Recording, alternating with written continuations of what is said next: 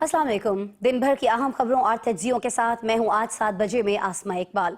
सियासत के सीने में दिल होता है और नहीं यहाँ कोई हर्फ आखिर होता है। आज के दोस्त कल दुश्मनों की सफ में होते हैं और आज जो शीरो शक्कर दिखाई देते हैं वो कल एक दूसरे को देखना भी पसंद नहीं करते। और जब ऐसा होता है तो खूब तमाशा होता है और फिर गालिब बेसाख्ता याद आते हैं जिन्होंने शायद ऐसी ही किसी सूरत हाल के लिए कहा था कि बाजीचाए अतफाल है दुनिया मेरे आगे, होता है शबो रोज तमाशा मेरे आगे। नाज़रीन, ऐसा ही कुछ नए पार्लिमानी साल के आगाज पर पार्लियामेंट के मुश्तरका इजलास में भी देखने को मिला, जब कल के हरीफ वो जिनका पेट फाड़ कर एक फरीक कौम की दौलत निकलवाने का दावेदार था वो सामने खिताब कर रहा था और जिन हाथों से पेट फाड़ा जाना था वो तालियां बजा रहे थे, डेस्क बजा रहे थे। जरा देखिएगा कि कल जब आसिफ अली जरदारी साहब शरीफ बरादरान के हरीफों में से थे तो शहबाज शरीफ और नवाज शरीफ साहब की उनके बारे में क्या राय थी, वो क्या कहा करते थे। और अब ये मंजर भी देखिएगा कि वो मुस्लिम लीग और वो शरीफ बरादरान जो पीपल्स पार्टी को एक आंख नहीं भाते थे, आज उन्हें सामने बिठाकर आसिफ अली जरदारी खिताब फरमा रहे हैं और सब सर धुन रहे हैं। यहाँ अब सवाल ये है कि ये हुस्न इत्तेफाक कौम की खातिर है या फिर बवक्ते ज़रूरत सियासी बसात की एक चाल है। पीपल्स पार्टी के जियालों की बात करें और मुस्लिम लीग के मुतवालों की बात करें तो ये जोड़ कौम की खातिर है, तो इसका दायरा वसी होकर अपोजिशन तक क्यों नहीं जाता है। हम यही सवाल आज के पैनलिस्ट के सामने रख रहे हैं, जिनसे हम ये भी जानना चाहेंगे कि जो हुकूमत 7.5 लाख टन चीनी एक्सपोर्ट करने की मंजूरी देती है वो आज किस मुंह से शक्कर इंपोर्ट कर रही है। आज मुल्क के मुख्तलिफ शहरों में चीनी 160 से 180 रुपए किलो तक फरोख्त हो रही है, जिस पर हुकूमत के हाथ पांव फूल चुके हैं और उसने अब किया ये कि बैरून मुल्क से शक्कर दरामद करने का फैसला कर लिया है। यानी ये क्या एक लतीफ़ा नहीं है नाजरीन? क्या इस बारे में किसी से पूछगिछ की जाएगी? सवाल ये भी होगा आज हमारे पैनलिस्ट के सामने कि जब हमारे लिए एक डॉलर ज़रूरी है तो शक्कर के इस इंपोर्ट बिल का जिम्मेदार कौन होगा। इसके साथ ही हम तुर्कमानिस्तान में तैनात पाकिस्तानी सफ़ीर को अमेरिका में दाखिले से रोके जाने के मामले पर भी पैनल के पास जाना चाहेंगे कि ये मामला क्या है। हम तो उनके मतलूब दुश्मनों को पकड़ पकड़ कर नाज़रीन उनके हवाले कर रहे हैं और वो हमारे सफ़ीरों तक को अपने एयरपोर्ट से वापस भेज रहे हैं। इस बारे में हमारे वज़ारत ख़ारिजा का कहना है कि पाकिस्तानी सफ़ीर अपने निजी दौरे पर अमेरिका गए थे और ये कि मामले की इंक्वायरी हो रही है। चलिए नाज़रीन, अब उम्मीद की जा सकती है कि इंक्वायरी किसी नतीजे पर ज़रूर पहुंचेगी और ये गोगलुओं से मिट्टी झाड़ने वाली बात नहीं होगी। खैर, प्रोग्राम का बाकायदा आगाज़ करते हैं। हमारे साथ मौजूद हैं जी आज प्रोग्राम में शिराज हसनाद साहब, आप देख सकते हैं वीडियो लिंक पर लाहौर से हमें ज्वाइन किए हुए हैं। उनके साथ आप देख सकते हैं लाहौर ही से वीडियो लिंक ही पर हमारे साथ मौजूद है मोहम्मद नौशाद अली साहब। उस्मान अहमद भट्टी साहब को भी आप देख सकते हैं वीडियो लिंक से हमें ज्वाइन कर रहे हैं, लाहौर में ये भी मौजूद हैं। और इस्लामाबाद में स्टूडियो में हमें ज्वाइन कर रहे हैं काशिफ रफ़ीक साहब। आप तमाम पैनलिस्ट का बहुत शुक्रिया। और आज गुफ्तगू का आगाज़ काशिफ रफ़ीक साहब की भरपूर फरमाइश पर मैं करने जा रही हूँ। नौशाद साहब, आपसे नौशाद साहब फरमा दीजिएगा, जो मुस्लिम लीग और पीपी का इत्तेहाद है, ये आपकी नज़र में कोई सियासी मजबूरी है या फिर हम कह सकते हैं कि नहीं कहीं ना कहीं कौमी मफाद है इसमें? और सर, अगर कौमी मफाद है तो हमें भी ज़रा समझा दीजिए कौन सा कौमी मफाद है वो। बिस्मिल्लाहिर्रहमानिर्रहीम। देखिए, ये जो सियासत है इसके अंदर ज़ाती मुफाद जो है और जमात का मुफाद और अपना अपना मुफाद जो है ना, यही सबसे मुकद्दम होता है। बिल्कुल उसी तरह जिस तरह रियासतों के दरमियान जो होते हैं ताल्लुकात, वो होते हैं अपनी अपनी जो उनकी पर्सनल, जिसे कह लें अपने रियासत के मुफाद के तहत। इसी तरह ये जो इत्तेहाद होते हैं, जो भी कोई जमात एक जमात दूसरी जमात से करती है, वो अपनी अपनी जमात के मुफादात के मातहत होते हैं। वो उसके अंदर कोई किसी का कोई जाती दोस्त नहीं होता। और जहां तक बात रही पाकिस्तान पीपल्स पार्टी और नून लीग की, देखिए इसके अंदर दो चीजें हैं, दो इंपॉर्टेंट पहलू है। पहली बात तो ये है कि ये दोनों चार्टर ऑफ डेमोक्रेसी के सिग्नेटरी हैं और उसके हिसाब से ही चल रहे हैं। बहुत सारे लोग इससे इख्तलाफ करते हैं, लेकिन ये उसके तहत ही चल रहे हैं। उसकी एक मिसाल ये भी थी कि जब पाकिस्तान तहरीक इंसाफ के पास ये जो आज़ाद अरकान ज्यादा थे, तो नवाज शरीफ ने सबसे पहले पीपल्स पार्टी को कहा था कि आप इन आज़ाद अरकान से मिलकर हुकूमत बनाएं। ये चार्टर ऑफ डेमोक्रेसी है। और इसी वजह से मौलाना फजलुर रहमान को 2013 की जो गवर्नमेंट थी उसके अंदर केपीके में गवर्नमेंट नहीं बनाने दी गई थी। तो ये चार्टर ऑफ डेमोक्रेसी पे चल रहे हैं। लेकिन इसके बावजूद देखिए, दो सियासी जमातें जो है वो अपने अपने अपने मुफादात का तहफ़्फ़ुज़ जरूर करती हैं और दोनों की कोशिश ये रहती है कि वो इत्तेहादी होने के बावजूद आइंदा इलेक्शन को मद्देनजर रखें। उन्हें पता है कि अवाम की पल्स क्या है, अवाम क्या सुनना चाहते हैं, और चूंकि जो जो पाकिस्तान पीपल्स पार्टी है वो गवर्नमेंट का हिस्सा नहीं है, आईनी सिर्फ ओहदे लेकर बैठे हैं, इसलिए उनके पास ये गुंजाइश भी है कि वो थोड़ा बहुत जो है वो गवर्नमेंट को खींचातानी उनके साथ करते रहे, जिस तरह की ठीक। खींचातानी आप बिलावल के जरिए और जरदारी साहब के जरिए देख रहे हैं। इसका मकसद यही है कि अवामी सतह पर अपनी जो ग्रिप है वो बनाई जाए और आइंदा इंतखाबात की तैयारी की जाए। उसमें अगर कहीं नून लीग को रगड़ा लगता है तो वो लगाना चाहिए। नून लीग भी जहां मुमकिन हो पाता है वो कोशिश करती है कि सही हो उसको गया। एक्सेस ना दी जाए पीपल पार्टी को, या जहां रगड़ा लगाया जा सकता है वो लगाए। लेकिन हम्म। इन अ ब्रॉडर टर्म्स ये कोई कौमी मुफाद नहीं होता। इत्तेहाद जो है ये मजबूरी है इस वक्त। ये जो इस वक्त जिसको कौमी मुफाद कहते हैं नून लीग और पीपल्स पार्टी, ये मजबूरी थी। इसके अलावा कोई चॉइस नहीं है दोनों के पास, ठीक हो क्योंकि गया। और कोई तीसरी पोजीशन नहीं है जो वो हुकूमत बना सके। ठीक है सर, ऐसी क्या मजबूरी हो गई थी शहराज हसनात साहब के, वही बिलावल जो इलेक्शन के नताइज से पहले ये कहा करते थे, जब उनसे पूछा गया, जब बहुत सारी जगहों पर नताइज अनाउंस हो रहे थे, सिलसिला जारी था, तो उन्होंने खुद कहा था कि कुछ भी हो जाए वो मुस्लिम लीग को कभी भी सपोर्ट नहीं कर रहे होंगे। फिर आज हम देख रहे हैं कि वही हुकूमत है, वही बिलावल है, वो तो इस वक्त दिखाई देता है कि बैसाखी का एक काम कर रहे हैं इस मौजूदा हुकूमत के लिए। शहराज साहब। बहुत शुक्रिया आसमा साहिबा। इलेक्शन से पहले की जरा कैंपेन की बात करते हैं। और इलेक्शन से पहले जो बिलावल भुट्टो साहब की कैंपेन थी वो बाकायदा तौर पे उसमें जो पीटीआई के साथ हो रहा था उन्होंने उसके ऊपर भी पॉइंट आउट किया था और आवाज उठाई थी कहीं ना कहीं कि पीटीआई के साथ क्या क्या ज्यादतियां इलेक्शन से पहले हो रही हैं। और अगर आपको याद पड़े तो पीपल्स पार्टी ने पीटीआई को बाकायदा तौर पे ऑफर की थी कि वो उनके साथ ज्वाइन करें, और पीटीआई उनके साथ ज्वाइन करती तो पीपल्स पार्टी गवर्नमेंट बनाने की पोजीशन में होती, मगर पीटीआई ने उस मुस्बत पेश रखते कोई जवाब नहीं दिया था। सही। इस सारी सूरत हाल में किसी भी पार्टी के पास अक्सरियत नहीं थी और लिहाजा पीपल्स पार्टी या पीटीआई दोनों में से किसी एक को कहीं ना कहीं किसी के साथ जुड़ना था। तो पीटीआई तो इनकारी थी, ना वो पीटीआई पीपल्स पार्टी के साथ गई और ना उसने पीएमएलएन के साथ जाना था। उस सूरत हाल में पीपल्स पार्टी ने बहुत अच्छी गेम की। पीपल्स पार्टी ने ना सिर्फ बेनिफिट लिए बल्कि हुकूमत को भरपूर ताउन देते हुए जो मेजर आईनी ओहदे थे, जिनमें सदर पाकिस्तान का ओहदा था, सेनेट चेयरमैन का ओहदा था, वो ओहदे इन्होंने लिए और उसके साथ साथ हुकूमत को भरपूर सपोर्ट भी जारी की। अब सूरत हाल ये है कि पीपल्स पार्टी के तहफुजात अपनी जगह हैं, जो बाकायदा तौर पे पंजाब में गवर्नर पंजाब सरदार सलीम हैदर खान ना सिर्फ पीएमएलएन की मुशावरती कमेटी से डिस्कस कर चुके हैं बल्कि ऊपर वफाक में बिलावल भुट्टो जरदारी भी डिस्कस कर चुके हैं, और प्राइम मिनिस्टर हाउस का जो एलामिया आया उसमें भी वाज़ेह तौर पे लिखा हुआ है। मगर इस वक्त जमहूरियत के फरोग के लिए और खासतौर पे क्योंकि पीएमएलएन को एस्टैब्लिशमेंट की हिमायत भी हासिल है, उस सारी सूरत हाल में पीपल्स पार्टी कोई खतरा भी मोल नहीं ले सकती। तो उस सारी सूरत हाल में they are playing very well. नहीं, लेकिन क्या ये प्रेशर इतना ज्यादा है जब आप एस्टेब्लिशमेंट की बात करते हैं, जमहूरियत के फरोग की बात करते हैं, ये दोनों चीजें इतनी ज्यादा प्रेशर में रखे हुए हैं पाकिस्तान पीपल्स पार्टी को कि वो अपनी साख मुतासर होने पर भी कुछ नहीं बोल रही है, कुछ नहीं कर पा रही है, क्योंकि नून लीग पर जब तनकीद हो रही है या आवाम के अंदर जो गम गुस्सा है उसकी वजह से पीपीपी तो निशाना बन रही है ना शहराज साहब।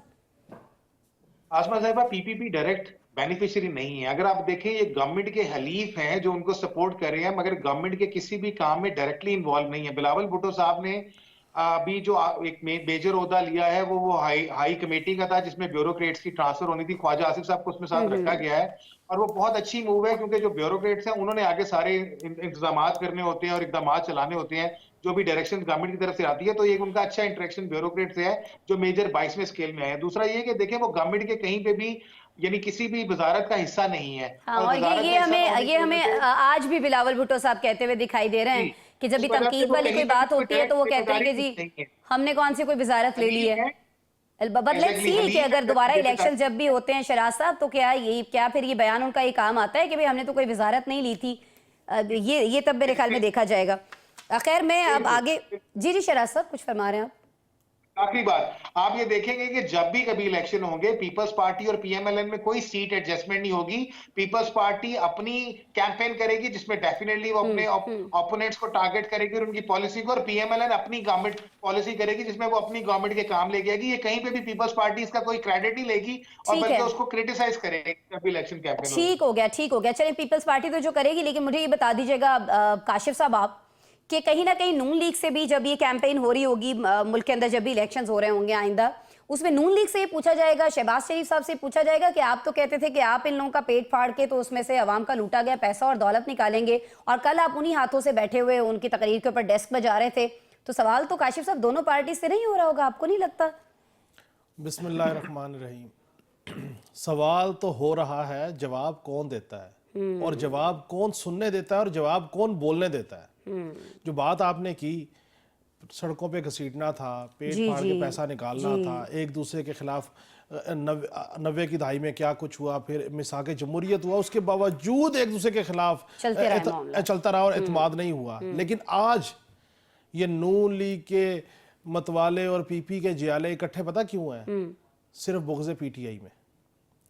आज आप पाकिस्तान में तीसरी पॉलिटिकल कुव्वत को पाश कर दें, जिसके लिए दोनों पूरे तन मन धन से लगे हुए हैं, ये फिर एक दूसरे के दस्तों गिरबा होंगे। मसला यहाँ पे ना कौमी मफाद का है, यहाँ मसला ज़ाती मफाद का है, ज़ाती इक़्तिदार का है, ज़ाती मामलात का है। अगर ज़ाती मामलात और ज़ाती इक़्तिदार लेना हो तो जिनका पेट फाड़ना है उनको भी साथ बिठाना पड़ जाता है। और क्या अजीब मामला है, मतलब आप देखें कि पाकिस्तान की अवाम इस जमहूरियत से, इस निज़ाम से, इन सियासतदानों से आहिस्ता आहिस्ता क्यों दूर हो गई, इस निज़ाम पे एतबार क्यों उठ गया लोगों का? सिर्फ एक वजह से कि जब आप एक दूसरे के खिलाफ होते हैं तो वो बातें करते हैं कि सुन के कान शर्माते हैं, और उसके बाद आपको इक़्तिदार चाहिए होता है, आपको कुर्सी पे बैठना है, आपको पावर चाहिए, तो फिर आप कहते हैं कि हम जमहूरियत के वसीतर मफाद में सियासत को कुर्बान कर रहे हैं, हम रियासत को बचाने के लिए इकट्ठे हैं। आज रियासत कहे कि हम एक साइड पे बैठे हैं, ये जो दो जमहूरी जमातें हैं जो बुग़्ज़ तहरीक इंसाफ में इकट्ठी हैं, आप यकीन कीजिए ये 2 मिनट ना लगाएं और ये पलटी मार जाए। तो सर पीपी के पास क्या ऑप्शन है? मसला अगर वो ये ना करें तो क्या करें? कोई और पीपल्स पार्टी का मसला एक है, तो नहीं मानी ना तब ना। पीपल्स पार्टी एक चीज चाहती है कि भाई कोई कौमी मफाद की बात नहीं, कोई नजरिए की बात नहीं, बात है कुर्सी की। हमें अपना इक़्तिदार अजीज है, चौथी टर्म वो सिंध में लेके बैठे हुए हैं, बलोचिस्तान की हुकूमत लेके बैठे हुए हैं, सदर लेके बैठे हुए हैं, सेनेट लेके बैठे हुए हैं, डिप्टी स्पीकर लेके बैठे हुए हैं, और पीपल्स पार्टी को क्या दे नून लीग? कल नून लीग कहेगी कि जी आप ये सारी चीजें हमें दे दें और हमारी जगह पे हुकूमत आप कर लें, और फिर ये अवाम को ये कहेंगे हम कोशिश कर रहे हैं, मईशत राइट डायरेक्शन पे है। बिलावल साहब ने मुलाकात की पीएम साहब से, उन्होंने कहा जी मुझे नहरों के ऊपर मसला है। अच्छा, उस पे मसला है। आपका डॉलर जो कहीं पे रुका हुआ था, डॉलर कभी 300 पे ब्लैक हो रहा है, कभी 30 रुपए ऊपर जाके पाउंड ब्लैक हो रहा है। आप मुझे बताएं कि इसके जो असरात है वो महंगाई पे आएंगे कि नहीं आएंगे? किसी को इस बात की परवाह नहीं है। जिनकी जदादे माल यहाँ से बना के बाहर अपनी औलादे सेट की हुई हैं, बहन भाई सेट किए हुए हैं, अपने कारोबार सेट किए हुए। पाकिस्तान तो सिर्फ एक सियासत करने के लिए आते हैं और जब देखते हैं मुश्किल वक्त है फिर बाहर चले जाते हैं। इस निजाम को अपने हाथों में चंद खानदानों ने इसलिए रखा हुआ है, और इसकी सबसे बड़ी दलील यह है कि ये कभी ये बल्दियाती इलेक्शन नहीं कराएंगे, और अगर इनको मजबूरी में करवाने पड़े तो कभी बल्दियात को ये उतना पावरफुल नहीं करेंगे, नहीं देंगे। उस्मान साहब, मैं आपकी तरफ आऊंगी। सर, अभी हम बिलावल साहब की बात कर रहे थे, काशिफ साहब ने भी जिक्र किया कि उन्होंने भी वज़ीर आज़म से मुलाकात में नहरों वाला मामला उठाया है। हमने देखा कि आसिफ अली जरदारी साहब ने जब पार्लियामान से अपना खिताब किया, तकरीर की, तो उस दौरान भी उन्होंने बड़े एक कहा जाए कि सख्त किस्म के अल्फाज और कहा कि जी आप इस इरादे को तर्क कर दीजिए, जो आप दरियाई सिंध से नहरें निकालने का वो प्लान बना चुके हैं, इसको फौरी तौर पर आप तर्क कीजिए, यानी कोई दूसरी ऑप्शन नहीं है। तो आपको लगता है कि अब कुछ मामलात उस तरफ जाएंगे कि इत्तेफाकी राय के लिए एफर्ट करेगी नून लीग, या नहीं मान लिया जाएगा ये मुतालिबा, और मान लेना चाहिए आपको लगता है? थैंक यू अस्मा इकबाल साहब। मैं तो ये कहूंगा कि पीपल्स पार्टी को शुक्राने के नफल अदा करने चाहिए कि वो नून लीग की इत्तेहादी जमात है। मुझे आप ये बताएं कि पीपल्स पार्टी ने अपने दौरे हुकूमत में कौन से ऐसे सोने के पौधे लगा दिए कि लोग उनकी तारीफ करें? आपने पंजाब में उनका हाल देखा। आज अगर पीपल्स पार्टी की कामयाबी है तो वो इत्तेहादी होने की वजह से कामयाबी है। आज सिंध के लोग कहते हैं कि हमें मरियम नवाज जो है वो चीफ मिनिस्टर सिंध में चाहिए। मतलब कि यहाँ पर काम हो रहा है। जो क्राइम का ग्राफ सिंध में है उससे बहुत निस्बतन बेहतर है पंजाब में, कि यहाँ पर सूरत हाल बेहतर है। और अगर पीपल्स पार्टी इस वक्त इत्तेहाद में है, वफाक में, तो उसकी मजबूरी है। उनको ये पता है कि शहबाज शरीफ जो है वज़ीर आज़म पाकिस्तान, वो डिलीवर कर रहे हैं, और इसी में उनकी इज्जत भी है पीपल्स पार्टी की बतौर सियासी जमात। देखिए, अवाम अब जो है वो चेंज हो चुकी है, अब उनकी सोच चेंज हो चुकी है। अब रोटी कपड़ा और मकान का नारा लगाकर भुट्टोइज्म को नहीं बेचा जा सकता। लोग अब कहते हैं कि आपने हमें मटेरियल फॉर्म में क्या डिलीवर किया है। अब लोगों की सोच चेंज हो गई है। सोशल मीडिया ने लोगों के जहन बदल दिए हैं। अब पहले होता था कि एक किसी ने सियासी तकरीर की, जिसने अच्छी सियासी तकरीर की, लोग उसको जो है वो बहुत वेलकम करते थे, लोग उसको लीडर मानते थे। अब लोग ये कहते हैं कि भाई जो अच्छा डिलीवर करेगा हम उसको ही मानेंगे। और मैं आपको ये बात बताऊं, अगर पीपल्स पार्टी और नून लीग आपस में इत्तेहाद अच्छा चल रहा है तो पीटीआई को जो है वो परेशानी है, तो क्या इस परेशानी पीटीआई की परेशानी को दूर करने के लिए नून लीग और पीपल्स पार्टी के आपस में लड़ना शुरू कर दें? देखें सियासी जमातों में नैरेटिव होता काशिफ है, साहब मेरे ख्याल में नारेबाजी होती है। आपके इस पॉइंट से इत्तेफाक कर रहे हैं नहीं कर रहे हैं? जी काशिफ साहब। एक जुमला भट्टी साहब, बसद एहतराम, हजूर सोशल मीडिया ने वाकई लोगों के ज़हन बदल दिए हैं, इसीलिए तो वो जमातें जो पीएमडीए की अथॉरिटी के खिलाफ थी उन्होंने बड़ी आसानी से पैका बनवा दिया, इसलिए सोशल मीडिया के कुछ ज़हन चेंज हो गए ना, वो ज़हन कंट्रोल नहीं हो रहे, तो आपने कहा अथॉरिटी बना दो और सोशल मीडिया बंद ही कर दो, जा नहीं छुड़वाओ। पाबंदियां इसीलिए लगाई जा रही हैं। सर मैं समझता हूँ ऐसे सोशल मीडिया को, ऐसे व्लॉगर्स को डंडे पड़ने चाहिए, अंदर करना चाहिए, लाखों नहीं करोड़ों का जुर्माना होना चाहिए जो फेक न्यूज दें, जो डिसइंफॉर्मेशन दें, जो मिस इन्फॉर्मेशन भट्टी दें, और साहब, जो सोसाइटी में, भट्टी जो साहब, मुल्क में जो है बदअमनी फैलाएं। भट्टी और साहब, एक अभी दूसरे जो को रिसेंटली एक भट्टी मुकदमा हुआ है, थोड़ा उस पे भी बात कर भट्टी लें। क्या था? गुजारिश ये है कि नून लीग के दौर में जब अपोजिशन में थी नून लीग, जिन वीलॉगरों ने वीलॉग किए आज उनको लाखों रुपए में नवाजा गया, उस वक्त वो ठीक थे, आज ये गलत है। मेरा मसला वीलॉगर है ही नहीं, मेरा मसला ये है कि आप लोगों की इस्तदलाल सुनने को तैयार नहीं है।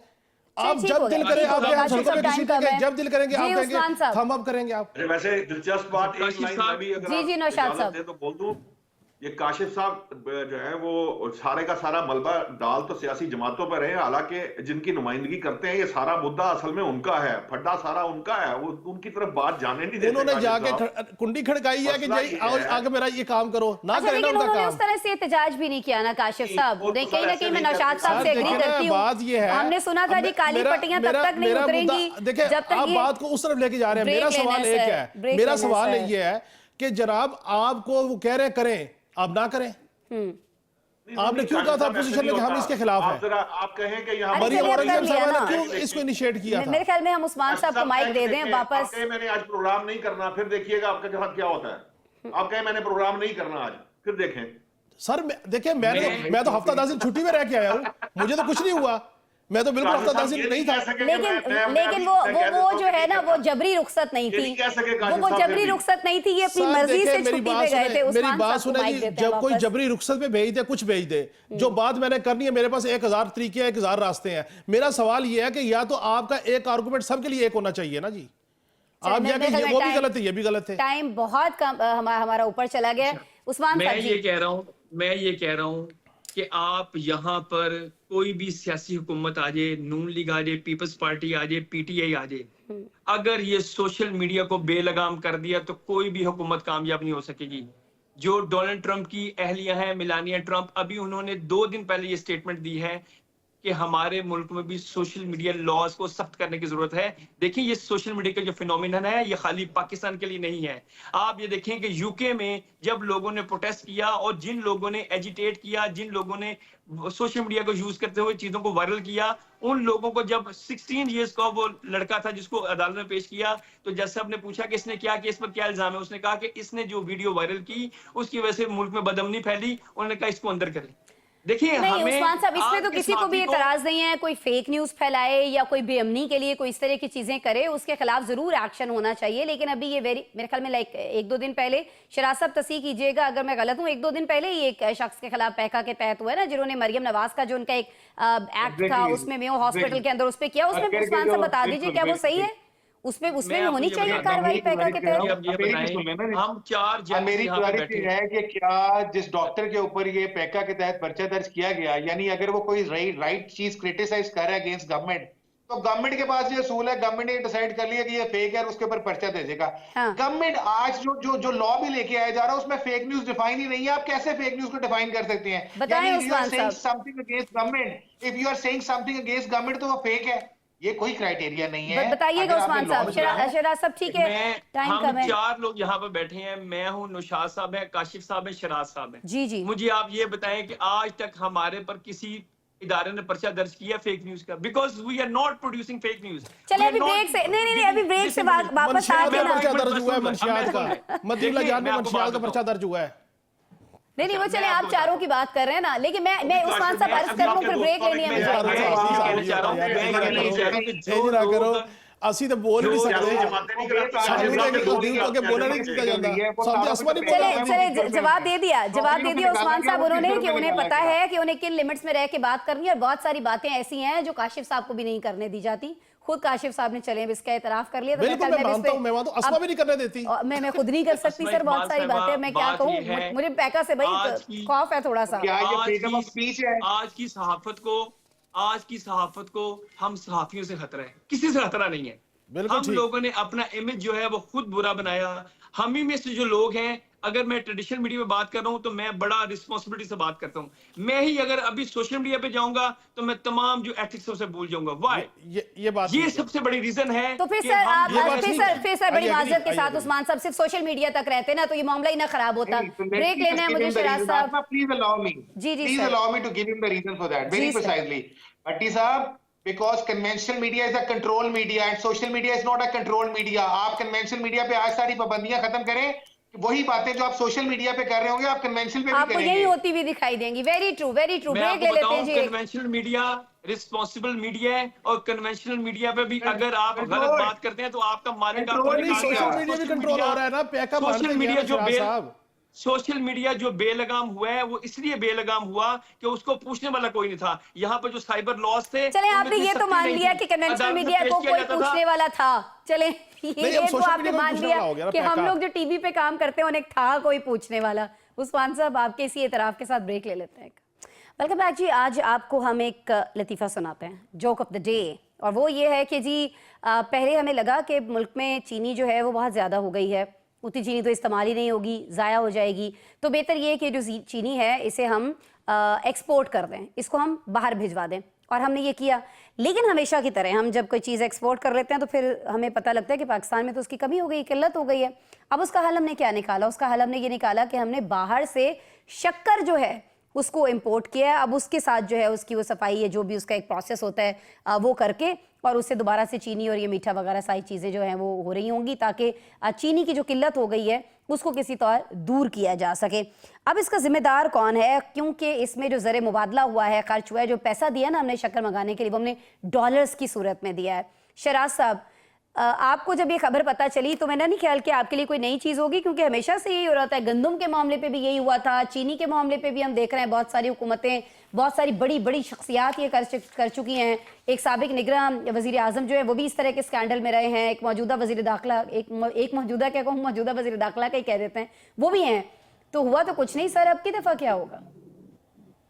आसमा साहबा, जब तक इन पुराने स्कैम के जिम्मेदारान को सजा नहीं मिलेगी और इंक्वायरी रिपोर्ट्स मंजर यहाँ पे नहीं लाई जाएंगी, उस वक्त तक ये सिलसिला ऐसे ही रहेगा। हम ये दावा करते हैं कि हम फलानी चीज, मिसाल के तौर पे गंदम में, कॉटन में, शुगर में हम खुद कफील हो गए हैं, हमारी फसल बड़ी अच्छी निकल गई, हमारी मिलों ने बहुत अच्छा प्रोड्यूस किया, मगर उसके कुछ ही अरसे बाद हम अलाउ करते हैं कि हम एक्सेप्शनल हैं, हमारे पास एक्स्ट्रा फसल है, हम उसको बाहर भिजवा दें। जैसे ही हम उसको बाहर भिजवाते हैं उसके कुछ अरसे के बाद हमें ये रियलाइज होता है कि जो बरामद हमने की थी वो हमारे यहाँ पे तो उसकी शॉर्टेज हो गई है, सप्लाई और डिमांड का फर्क आ गया। मैं कुछ जो शेयर है वो कर ले में आप लोग चला भी रहे हैं, मगर ये इदारा शुमारियात ये क्लेम कर रहा है कि 7 माह में 40 करोड़ 69 लाख डॉलर की चीनी हमने बरामद की है, जो पिछले उस अरसे के दौरान 1831% ज्यादा है। इदारा शुमारियात भी हमें ये बताता है कि ये चीनी यानी जुलाई से जनवरी में 40 करोड़ 69 लाख की, और इसी साल इस अरसे में ये 2 करोड़ 10 लाख रुपए की चीनी पिछले साल इस अरसे में बरामद की गई थी। अब गुजारिश ये है कि एक तरफ आप जब चीनी बरामद कर गए और यहाँ पे कीमत ये है कि एवरी सेकंड डे, और ये आपका नहीं हो रहा, उस्मान भट्टी साहब बकायदा कह रहे हैं गवर्नमेंट कंट्रोल, अनफॉर्चुनेटली ये नहीं कि पंजाब में, पूरे पाकिस्तान में कीमतों को पर लगे। रमजान के आ गया कि लोगों के लिए जिंदगी के अपने दो टाइम की रोटी अजाब हो गई है। चीनी जो 130-35 रुपए आम मिल रही थी 180 पे 180-70 रुपए भी चली गई है। 6 महीने के बाद जो टीटीडी स्टोर पे एक दिन के लिए कल चीनी आई है 153 रुपए पे बिकी है, वो भी आज खत्म हो गई। पंजाब गवर्नमेंट का कुछ स्टेप अच्छे है जो बाकी गवर्नमेंट भी कर रही है। रमजान बाजार जब वो इन्होंने मॉडल बाजार में 130 रुपए किलो चीनी दे रहे हैं, मगर वह पागलों की तरह लाइनें हैं। हाँ। लोगों को एक स्पेसिफिक रोजे की सालत में बहुत मुश्किल है कि क्या ये रमजान बाजार मॉडल बाजार सोल्यूशन है? नहीं सोल्यूशन है ना।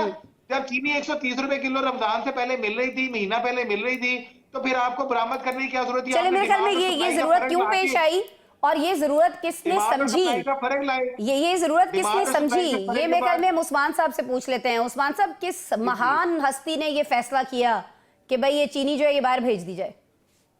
देखें, बात ये है कि मैं ये नहीं कहता कि इस वक्त बहुत आइडियल किस्म की हुकूमत चल रही है। बहुत सी चीज़ों में बेहतरी की ज़रूरत है। अभी शराज साहब ने बात कही कि जो रमज़ान बाज़ार है वहाँ पर लंबी-लंबी लाइनें हैं। गवर्नमेंट की जो रिट है वो उस तरह इम्प्लीमेंट नहीं हो रही। मैं इनकी बात से एग्री करता हूँ। देखिए, इसमें कुछ सोशल रिस्पॉन्सिबिलिटी भी है। जो लोग माफिया इसमें मुलव्वस है उनको खुद भी इस चीजों में बेहतरी लाने की जरूरत है। अभी कौन गवर्नमेंट ने माफिया एक स्टेप सर? लिया। सर कौन माफिया? माफिया तो वो है जिन्होंने बाहर भेज दी चीनी, फिर अब शक्कर मंगवा रहे हैं डॉलर्स दे के। सर वो माफिया नहीं है? जी, कौन सा माफिया सर? अभी शराज साहब ने बात कही इम्प्लीमेंटेशन की। अभी बिलीव मी, लाहौर में पंजाब में सुथरा पंजाब के नाम से और एंटी इंक्रोचमेंट ड्राइव की कैंपेन हुई है। आप मजाल नहीं है किसी की कि अब वो कोई एमएनए एमपीए जो है उसके रेफरेंस से कोई भी उसका वोटर जो है वो आके थड़े पर जो है वो नजायज तजावत कर ले। यहाँ लाहौर में परमिशन नहीं है। हम लाहौर के हैं। दूसरी बात ये रही कि अभी आज भी रमजान में ऑस्ट्रेलिया प्राइस चौक रेलवे स्टेशन हम क्रॉस नहीं कर सकते भट्टी साहब, तजावजात के हाल में है। देखें, आप भी इधर के हैं। अभी आप मुझे कोई अपने जर्नलिस्ट भाई से कहें कि आपको कोई क्लिप भेज दे, अगर आपको वहां पे चलिए सर, उस्मान साहब चीनी पे आ जाए ना वापस। सर प्लीज चीनी पे आ जाएं, चीनी पे आ जाएं। अवाम तजावुजात अबूर करके अगर स्टोर्स तक, यूटिलिटी स्टोर्स तक या रमजान बाजारों में पहुंच जाते हैं, धक्के खाते हैं वहां पे, तो हर कोई तो वहां नहीं जा सकता ना। जो स्टोर से ले रहे हैं वो 125 से 180 कैसे हो गई? उस्मान साहब, जिम्मेदार शख्स बता दें किसने फैसला किया? रमजान बाजारों में बहुत सख्ती है। आप वेजिटेबल्स का जो रेट है वो कंट्रोल में है। दो चीजें आपने जो ठीक निशानदेही की, एक चीनी की है और एक चिकन की प्राइस है। ये दो चीजों पर गवर्नमेंट के जो है वो उन जो एसोसिएशन के सरबराहान हैं उनसे मुलाकातें हो रही हैं, उनको कन्विंस किया जा रहा है।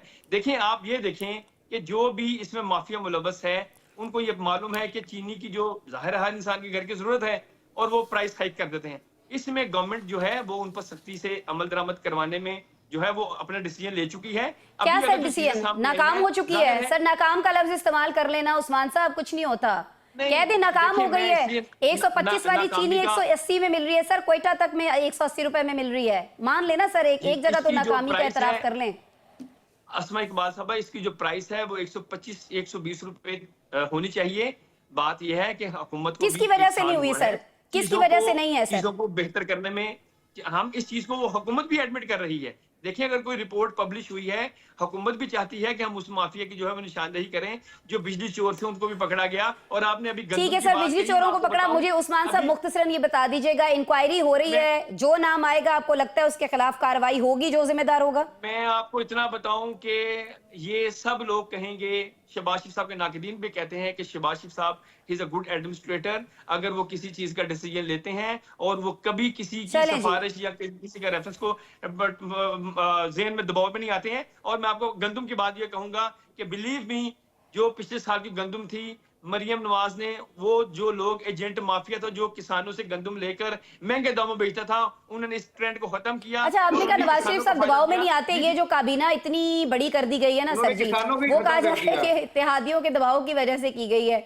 बहुत सारे ओहदे भी जो हैं वो वुज़रा में जो तकसीम हुए हैं वो भी दबाव की वजह से हुए हैं। परवेज खटक का ही मिसाल ले लीजिए, बाकी तो हमने क्या बात कर रही है। काशिफ साहब, आप क्यों इतने चुप हैं? आपने मुझे लगता है ज़ख़ीरा की हुई थी चीनी खरीद के बहुत सारी। नहीं, मैं चुप नहीं हूँ। मैं तो एक निकम्मा सा सहाफ़ती तालिब इल्म हूँ। मैं तो ये सोच रहा था कि नौशाद साहब की जब बारी आएगी मुझे तस्दीक कर दीजिएगा कि ये शक्कर दरामद करने की बात पाकिस्तान की तारीख में पहले भी कभी हुई है या पहली दफ़ा ये टर्म सामने आई है? यानी कि आप लोगों को ये कह रहे हैं कि अब हम बात करेंगे चीनी एक्सपोर्ट कर दी, अब चीनी इंपोर्ट कर देंगे, तो फिर लोगों एक तनकीद का मामला होगा। तो हम ये कह रहे हैं कि हम चीनी हमने एक्सपोर्ट की है और शक्कर इंपोर्ट करनी है। शक्कर भी जो है वो मीठे के लिए इस्तेमाल होती है। शक्कर कौन सा नमक की जगह इस्तेमाल होती है, एक बात। दूसरी बात ये है, ये बड़ा सादा सा फार्मूला है जी। फार्मूला ये है कि पहले शुगर मिल वाले प्रोडक्शन करते हैं, गन्ना खरीद करके, उसके बाद जब फिर अगली फसल आने की टाइम होता है उससे 6 महीने पहले वो सारे के सारे लोग ये कहते हैं जी हमारे पास ना पैसे हैं, हमारे पास स्टॉक्स ओवर हैं, हम जनाब नई प्रोडक्शन नहीं कर सकते, लिहाजा हमें आप इजाज़त दें कि हम इसको एक्सपोर्ट कर दें। फिर वो एक्सपोर्ट हो जाती है। अच्छा, इमरान खान साहब के दौर में ये बात हमने देखी कि वो एक्सपोर्ट पर्ची भी होती है, यानी कि कागज़ों में इंपोर्ट हो रही है, कागज़ों में एक्सपोर्ट हो रही है, कागज़ों में पैसे आ रहे हैं, कागज़ों में पैसा घूम रहा है और स्टॉक वहीं का वहीं खड़ा हुआ है। अच्छा, उसके बाद वो एक्सपोर्ट हो गई। एक्सपोर्ट होने के बाद उन्होंने कहा जी अब चूंकि फसल आने की टाइम है और अब मार्केट में प्राइस ऊपर चलेगी, अब आप इंपोर्ट कर लें। जो बात की ना मेरे भाई उस्मान भट्टी साहब ने मैं बहुत एहतराम के साथ, मैं ये सिर्फ शहबाज शरीफ साहब को बतौर गुड एडमिनिस्ट्रेटर के तौर पे उनके मोतरफ है, मैं उनका एडमिनिस्ट्रेटर से ज़्यादा अच्छे पॉलिटिशियन के तौर पे मोतरफ हूँ। एक बात, शहबाज शरीफ साहब ने हुक्म दिया था, वो निगरान हुकूमत में कहीं गंदम वंदम एक्सपोर्ट हुई थी और इंपोर्ट हुई थी, वो एक बड़ा स्कैंडल था जिसमें वो काकड़ साहब भी थे, नकवी साहब भी थे, वो सारे शख्सियात थी। और जनाब फौरी तौर पे तहकीक करें और फौरी तौर पे रिपोर्ट बाहर आए, मैं किसी को टॉलरेट नहीं करूंगा। 7 दिन या 15 दिन या 20 दिन का को टाइम वाइम भी दिया था, नौशाद साहब को भी याद हो, वो रिपोर्ट सर हवा हो गई। ठीक है, मैं जो कह रहा हूँ ना कि खुदा की कसम, तमाम मीडिया के लोग, तमाम रियासती इदारे एक बात पे इकट्ठे हो जाएं कि इस मुल्क में जो गलत करेगा उसको सजा और जजा का फैसला होगा, अदालतें इस बात पे इकट्ठी हो जाएं, आपको जरूरत नहीं पड़ेगी चीनी ब्लैक नहीं होगी, सारा सिस्टम जो है वो खुद ही चीजें ठीक सही हो हो जाएगा। जाएंगी। लेकिन क्या करें आप काशिफ गरीब साहब? आदमी को जलील कर रहे हैं रमजान ठीक शरीफ हो गया, में, ठीक हो गया, और ठीक हो पैसा गया। बना रहे हैं, चीनी एक्सपोर्ट कर दी, शक्कर इंपोर्ट कर रहे हैं, उधर से डॉलर यूं जा रहे हैं, उधर से डॉलर यूं आ रहे हैं, फिर डॉलर ऊपर चला गया, फिर डॉलर नीचे आ गया, सारी वो कहानी। और नौशाद साहब, आप काशिफ साहब को क्यों नहीं बताते कि इसमें देखें, हमें छोड़े ना, आवाम की बात क्यों करनी है? बहुत सारे लोग हैं जिनके पास बहुत सारे डॉलर्स पड़े हैं, उनका तो फायदा हो रहा है ना। और सर फिर बहुत सारे लोग हैं जो पाकिस्तानी वो नहीं चीनी पसंद करते। अब बाहर से आई हुई जो शक्कर है वो फैक्ट्रियों में जाएगी, वो रिफाइन होगी, वो हेल्दी होगी, वो हम इस्तेमाल करेंगे, और हमें पता होगा डॉलर से खरीदी गई है। सर जी शक्कर इस तो पहले कभी इंपोर्ट हुई है? नहीं, अभी मेरी जो इतलात है उसके मुताबिक तो पहले कभी ऐसा डिसीजन नहीं लिया गया। हो सकता है किसी वक्त में पाकिस्तान को कुछ जरूरत पड़ी हो तो लिया गया। नौशाद साहब, I'm really sorry, बहुत माजरत, मैं आप पे आ गई। उस्मान साहब कुछ कहना चाह रहे हैं, काशिफ साहब को जवाब देना चाह रहे हैं, फिर सर मैं वापस आती हूँ। अस्मा इकबाल साहब, काशिफ साहब ने कहा है कि डॉलर ऊपर भी चला गया है, इधर भी चला गया है, डॉलर तो वही है 272 का। सर वापस आया ना, वापस आया सर 300 को छू के। चले काशिफ साहब को बता। सर पहले की बात है, और सर मार्केट रेट तो चेक कर लो, आज मार्केट रेट चेक कर ब्लैक में बड़ी साहब आप आज मार्केट रेट आप देख रहे हैं, गूगल पे बैंक रेट देख रहे हैं, मार्केट तो चेक करें। और सर जी मार्केट से डॉलर लेने तो जाए ना। मैं नौशाद साहब, चलिए जी ब्लैक को छोड़ें, 280 पे तो इस वक्त बिक रहा है जब हम इस प्रोग्राम में भी बैठे हुए बात कर रहे हैं। लेकिन चलें जी ब्लैक को छोड़े, व्हाइट पे आते हैं। ये जो ब्राउन शक्कर को हम व्हाइट करेंगे नौशाद साहब, डॉलर्स में खरीदी गई शक्कर हम पिएंगे, क्या लुत्फ होगा उस चाय का नौशाद साहब? देखिए बात यह है कि ये खैर शक्कर तो जो जिसकी ब्राउन शुगर की या शक्कर की आप बात कर रही है वो डॉलर से खरीदी गई, जो बेची थी वो भी डॉलर में बेची गई थी, वो ऐसा प्रॉब्लम नहीं है। लेकिन मुझे शायद याद नहीं पड़ता कि हमने कभी इस तरह इस पर्सपेक्टिव के अंदर कि हमने चूंकि शुगर बेच दी है, चीनी बेच दी, उसकी हमने ब्राउन शुगर ली और लेने के बाद जो है उसको रिफाइन किया, और ये मेरे इल्म में नहीं है इस तरह की कोई स्ट्रेटजी, या इससे पहले कभी कोई मेरे जहन में नहीं आया। बहरहाल अब बहस ये नहीं है, बहस ये है, देखिए ये हमेशा से यही करते हैं, शुगर माफिया जो है ना, ये इसको कार्टेल कह लें, माफिया कह लें, हमारे दोस्त है बहुत, उनको बहुत बुरा लगता होगा, लेकिन ये हमेशा यही करते, यही तरीकेकार है इनका कि पहले ये चीनी जो है ना वो एक्सपोर्ट कराते हैं, और एक्सपोर्ट कराते वक्त ये वादे करते हैं, जिस तरह इस वक्त भी शुगर ने, इंडस्ट्री ने ये वादा किया था कि जो चीनी है वो 120-25 से ऊपर नहीं जाएगी, लेकिन उसके बावजूद जो है वो चीनी जो है जैसे ही एक्सपोर्ट हुई है, एक्सपोर्ट होते ही मार्केट से वो गायब कर हो जाती है और शॉर्टेज पैदा हो जाती है। और रमजान से पहले जो शॉर्टेज की गई उसके नतीजे में जो है वो चीनी जो है 170-180 की बिक रही है।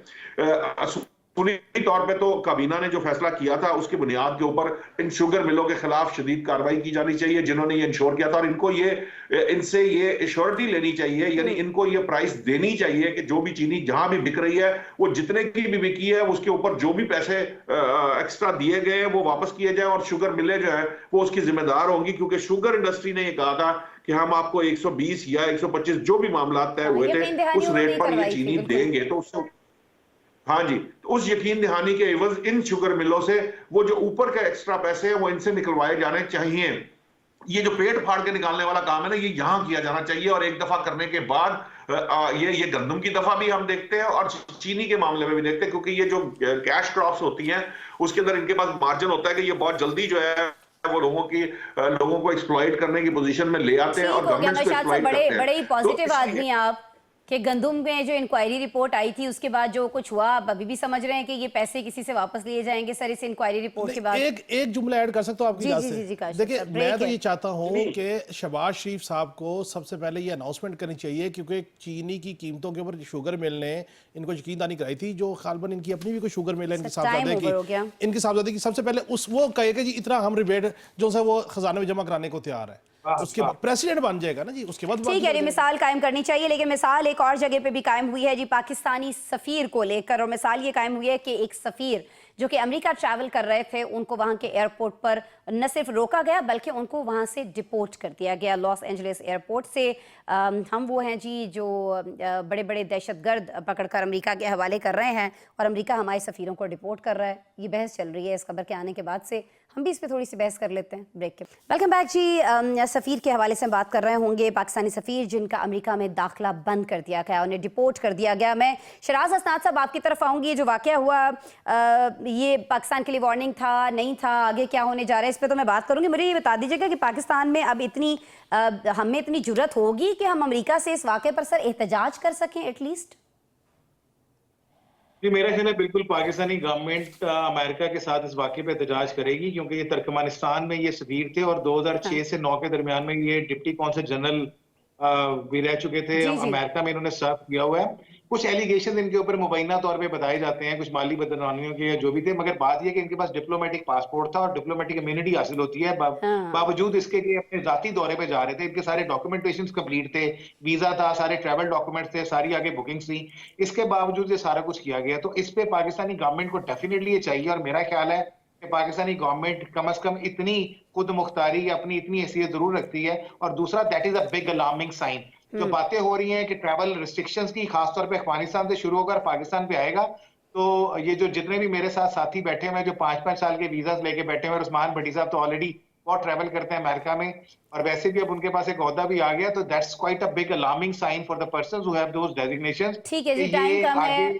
इस हकीकत का सामना पाकिस्तानियों को अमेरिकन एयरपोर्ट्स पे करना पड़ेगा। पाकिस्तान को उसका जवाब देना है। कई मिसालें आपके सामने हैं, बैरून मुमालिक की जहां उनके सफीरों को और ताजरों को रोका गया तो उन्हें आगे अमेरिकन के साथ भी वही किया। तो मेरा ख्याल है कि कम से कम किसी मौके पे अपनी जो सालमियत है और खुद मुख्तारी है उसका हमें सबूत देना चाहिए। सबूत देना चाहिए उस्मान साहब, हम हैं इस पोजीशन में अपनी सालमियत का और ये सारी चीजें जो फरमा रहे थे शराज साहब, जो हमने सिर्फ सुनी है, कि हम उनका सबूत दे सकें, एहतजाज कर सकें, इस पोजीशन में हैं हम इस वक्त?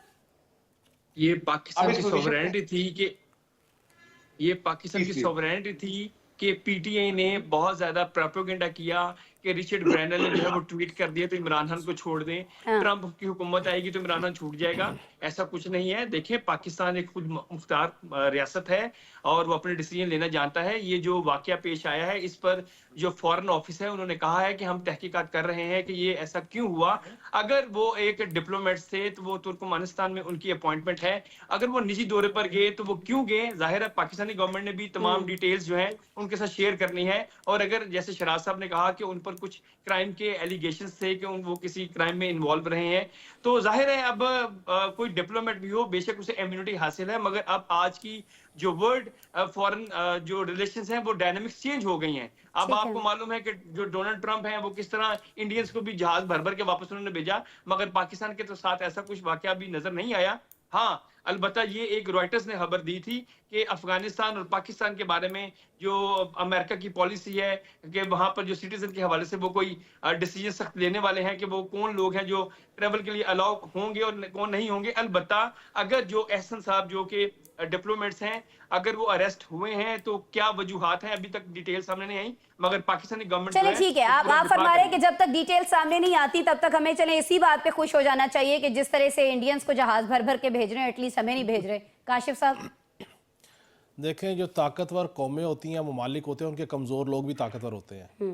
रेमंड डेविस आपने देखा होगा। बिल्कुल। और जो कमज़ोर ममालिक होते हैं उनके ताकतवर लोग भी कमज़ोर होते हैं। वो डिप्लोमेटिक पासपोर्ट वाले हों, वो कोई वजीर हों, कोई सफ़ीर हों, कोई भी हों। Very true. मसला ये नहीं है, मसला ये है कि आप मुझे ये बताइए कि एक पॉलिसी इनिशिएट हो रही है, एक गुफ्तगू हो रही है कि पाकिस्तान और अफगानिस्तान के लोगों का अमेरिका में दाखिले के ऊपर पाबंदी की बात हो रही है, कुछ बातचीत चीज़ें हो रही हो है, रही हैं। सोच विचार जब हो रही है। आप एक मुल्क के साथ इतना आगे जा रहे हैं, आप उनके जो मुजरिमान हैं, मुलजिमान हैं, उनको हैंड ओवर कर रहे हैं, तो कम से कम उस मुल्क के साथ आपको अपनी कोई स्ट्रेटेजिक पोजीशन लेनी चाहिए। आपको एटलीस्ट उसके ऊपर अपना कोई जो नोटिस लेना चाहिए, कोई एहतजाज रिकॉर्ड कराना चाहिए कि एक सफ़ीर है, डिप्लोमेटिक, अगर आपको इशू है तो आप उसको हैंडल कर सके। डिप्लोमेटिक सफ़ीर जो है वो वहाँ जाकर कुछ पॉलिटिकल अजाइलम तो नहीं ले लेनी है, कोई और मामला तो नहीं हो जाना। अच्छा, असल इशू ये नहीं है, इशू ये है कि हमें अपना घर इन ऑर्डर करने की ज़रूरत है। आप सिर्फ अमेरिका को रो रही हैं, आपके यूएई ने बहुत सारे पाकिस्तान के अजला के रिहायशियों के वीजे जो हैं उनको उन्होंने रेड लाइन में डाला हुआ है। आपके सऊदी अरेबिया के साथ ये मसला है, पूरी दुनिया के साथ ये मसला हो रहा है, और ये मसला अगर हो रहा है तो हमें उसकी फंडामेंटल काज को एड्रेस करने की जरूरत है। ठीक है जी, क्यों हो कॉज रहा है? पूछ लेते हैं नौशाद साहब से, टाइम चूंकि कम है, आखिरी 1 मिनट है। एक नौशाद जुमला मैं साहब भी बोलूंगा जी। जी जी, आज आप बहुत जुमले बोल रहे हैं, चिराग साहब चलें बोल लें, फिर नौशाद साहब को भी रोक लेते हैं यहाँ पे। इससे भी बात कर रहा हूँ कि जिस वक्त हमारे प्राइम मिनिस्टर के कपड़े उतरवाए गए थे ना, उस वक्त हमें स्टैंड लेना चाहिए था, तो आज ये सारे मामला ना होते। जी नौशाद साहब। देखिए, ये तो अंडरस्टूड बात है कि Pakistan being a sovereign country, पहली बात तो ये है कि पाकिस्तान को इस पे प्रोटेस्ट करना चाहिए कि उसके जो है वो सफारतकार को कैसे रोका गया, चाहे वो निजी दौरे पे थे, लेकिन ये ऑन रिकॉर्ड लाना जरूरी है। अदरवाइज तो फिर बड़ी मुश्किल हो जाएगी, फिर मेरे और आप जैसे लोगों के लिए भी परेशानियां फिर न जाने किस हद तक बढ़ जाएंगी। दूसरी बात यह है कि ये जो पाबंदियों की बात हो रही है, काशिफ साहब ने बात की है, देखिए पाबंदियां जो है उसकी हर जो भी कोई एक मुल्क दूसरे मुल्क से जो भी राब्ता का मामला तय करता है, वो इंटरनेशनल कन्वेंशंस के तहत ये मामलात हैं, और उसके अंदर इंपॉर्टेंट ये है कि वो पता किया जाए कि ये मामलात क्यों हो रहे हैं, किस वजह से हो रहे हैं, उसके पीछे रीजंस क्या है। यकीनन हमें मालूम है कि अफगानिस्तान और दहशतगर्दी और उससे रिलेटेड चीजें, लेकिन पाकिस्तान की जो जिस किस्म का अलायंस यूएस के साथ रहा है, ये भी तो हमें मालूम है। अभी हमने जो दाइश का एक बंदा पकड़ कर दिया है, उसके ऊपर हम जो है बड़ी गुफ्तगू कर रहे हैं और उस पर बड़ी बगले बजा रहे हैं, तो अमेरिका को ये पावर भी कराया जाना चाहिए कि उसका नुकसान भी हम भुगत रहे हैं। ये जो पाकिस्तानी है वो जाने दे रहे हैं और इसका रिएक्शन भी पाकिस्तानी भुगत रहे हैं। तो अल्टीमेटली हमें ना एक प्रॉब्लम है कि हम अपने आप को शायद कैश कराना नहीं जानते। यही एक इंपॉर्टेंट वो एरिया है हमारे यहाँ। शायद ये तो आप नहीं कर पाएंगे कि उनके लोगों को इस तरह रोक ले, लेकिन रोका जाना चाहिए। आपने अभी रिसेंटली देखा था, ये आईसीसी के अंदर चैंपियंस ट्रॉफी के अंदर पाकिस्तान ने रिजल्ट किया तो कुछ ना कुछ हासिल किया। ये जो बिल्कुल वो कहते हैं ना स्पाइनलेस होने वाला जो मामला है, हमें उससे निकलकर एक स्टेट की तरह जो है ना वो एक्ट करना चाहिए, एक हुकूमत की तरह एक्ट करना चाहिए, एक हुकूमत एक रियासत की तरह एक्ट करना चाहिए है। अब लेट्स सी ये किया जाता है या नहीं किया जाता। बहरहाल बहुत शुक्रिया मोहम्मद नौशाद अली साहब, आप हमारे साथ मौजूद थे। शराज हसनात साहब, काशिफ रफीक साहब, उस्मान अहमद भट्टी साहब, आप तमाम लोगों का भी बहुत शुक्रिया। नाज़रीन, आपने प्रोग्राम देखा, आपका शुक्रिया। कल मिलते हैं दोबारा।